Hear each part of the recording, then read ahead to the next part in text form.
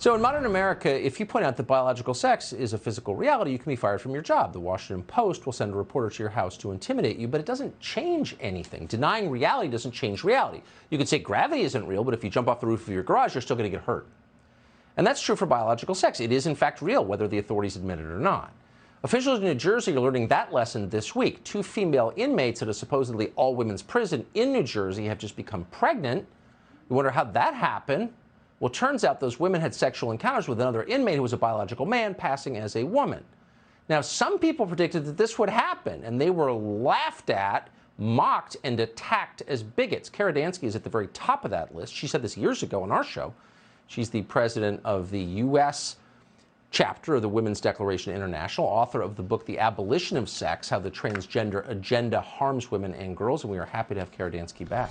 Kara, thanks so much for coming on. I'll never forget the first time, and it had to have been at least 4 years ago, when you said, if we keep going down this path, we're going to have biological men in women's prisons. And you were right.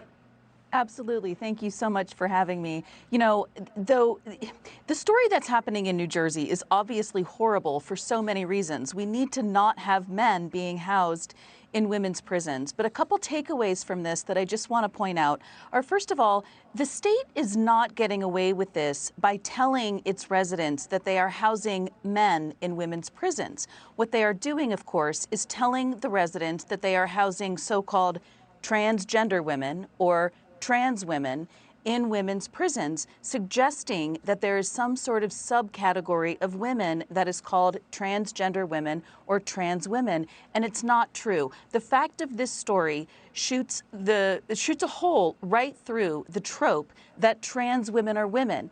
Our society has been taught that we are supposed to say and think that trans women are women, but obviously that is not true, because the individuals that are the focus of the story impregnated women, and every thinking adult, no matter what the President of the United States has to say on the matter, knows that there is no category of women who can impregnate women. So I really want to thank you for highlighting this story.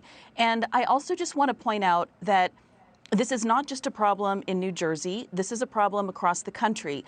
I know that we have talked previously about how the state of California recently enacted a law at the end of 2020, which went into effect in 2021, which mandates that men be housed in women's prisons on the basis of their so-called gender identity if they say that they are women. Washington State has a similar policy. However, this is not just happening in blue states. This is happening across the country. As far as I know, 49 states plus the District of Columbia have some form of law or policy in place that mandates the housing of men in women's prisons.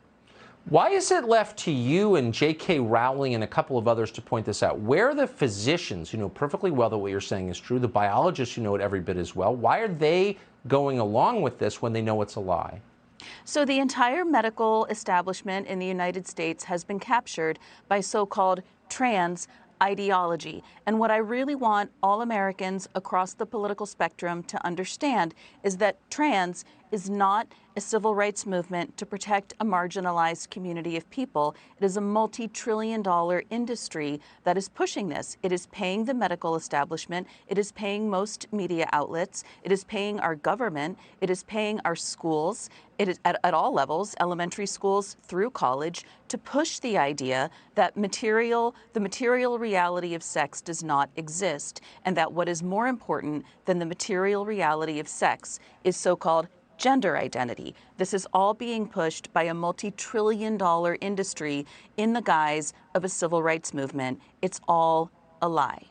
And these are the people providing our medical care. It's really scary when you put it that way. They are. I know someone who is a medical student right now, and she is horrified about what's being taught. I do just want to say really quickly, there's something that has been announced in the past couple of weeks called the Women's Bill of Rights. This was drafted by members of the Women's Liberation Front and by members of Independent Women's Voices, supported by my organization, Women's Declaration International, as well as Concerned Women for America.